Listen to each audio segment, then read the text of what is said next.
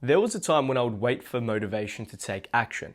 I would wake up, pick up my phone, and scroll endlessly until I saw some motivating quote or video that would inspire me to finally get out of bed.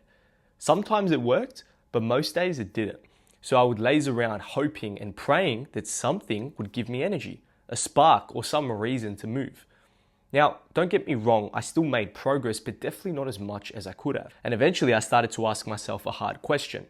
Why is it that I know what I should be doing, but I just can't seem to follow through consistently?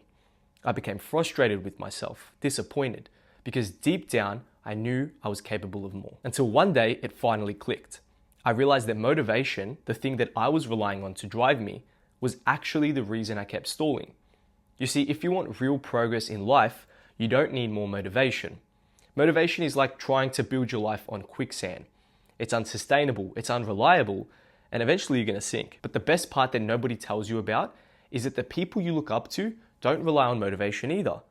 They rely on systems. Systems that they've built to optimize their habits, sharpen their minds, and structure their days, all designed to keep them aligned with their goals. Systems that keep them consistent, remove the need for decision making, and make the actions become automatic. You see, that's how they win. And that's how you could be winning too. Because you could spend years trying to feel ready, and that feeling will never come. Or you could engineer your life to make progress inevitable. And I'm going to show you how you could build one of these systems to set yourself up for success. Now, before we go further, let's quickly define what a system actually is. A system, simply put, is a repeatable process that makes the right choice the default one. It removes friction and it protects your energy. And it's the only reason that some people can stay consistent for years while others burn out after one motivated week. Well, how do you build these systems? Well, it comes down to these three simple pillars. Think of them as your foundation for success. The first pillar, remove friction. You see, anything that doesn't directly help with the thing you're trying to achieve, remove it or limit it as much as possible. Because friction is a silent killer. It's that invisible force that makes actions feel harder than they need to be. Your goal should be to make action as easy and effortless as possible. For example, let's say you're trying to eat healthy. If you've got junk food sitting in your fridge, that's friction. Because now, every time you see it, you're forced to resist temptation. You're going to be using willpower. The less steps it takes to begin, the more likely you are to follow through. So tailor your environment for success. If you want to eat healthy, only buy healthy foods. If you want to wake up early, set a bedtime alarm. If you want to focus, leave your phone in the other room. Make the good decision the easy one and make the bad decision hard to access. This is where most people lose the game because they've designed their environment for distraction and not for success. So if you remove friction, success can become automatic. Second pillar, habit stack. Habit stacking is the easiest way to create flow and ease in a routine. It's essentially training your brain to associate a series of habits together so that once you perform one, the next one naturally follows. This removes decisions and builds momentum.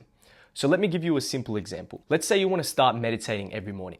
Instead of relying on your willpower to do it at some point, you stack it after something you already do automatically, like brushing your teeth. So when you go to brush your teeth in the morning, you know straight away you're going to meditate for 5 minutes after.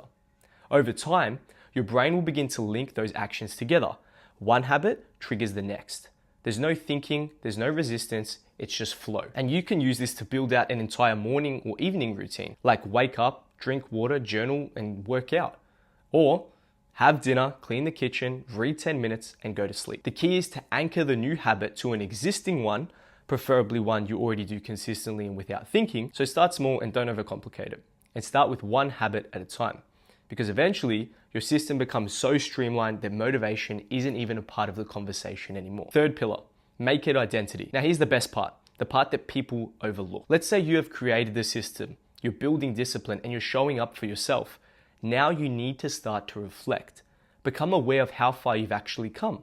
Recognize your own effort, your growth, your momentum, and magic will begin to happen. You're going to start to feel good. The process will become enjoyable, even exciting. That's the trick. Internally rewarding yourself for doing the things that lead to your success. When you do this, winning and showing up will become fun. It becomes who you are. Imagine if going to the gym felt more satisfying and more energizing than watching Netflix or scrolling TikTok. If your brain craved the high of progress rather than short-term dopamine hits of distraction. You wouldn't have to force yourself. You'd be pulled naturally and effortlessly towards the habits that are going to serve you. When you truly understand how your brain works and how to work with your psychology instead of against it, you can legitimately rewire your brain to crave discipline, to crave growth, and to crave success. So stop trying to force yourself. Stop dragging yourself through life like it's a chore, and instead, make it a part of who you are. Make progress your identity, make excellence your standard, and make success your default setting. Because once it's a part of you, it becomes effortless. A story from my own life that perfectly reflects this is my battle with the gym. When I first started, I was some skinny kid who forced himself to go. Not because I wanted to, but because I thought I should. I was chasing other people's expectations and not my own. So it became a chore. And it wasn't just showing up that felt hard. Everything had pressure behind it. The workouts had to be brutal, or I thought they didn't count. And even when I pushed to the edge, I still wasn't satisfied. I didn't look different, I didn't feel different, and worse, I was comparing myself to the biggest guy in the gym, trying to lift what he was lifting, even though I was like a third of his size. So naturally, it stopped being fun, and soon I stopped going altogether. Why? Because deep down, I didn't see myself as someone who belonged in the gym. I didn't have the identity to support the action.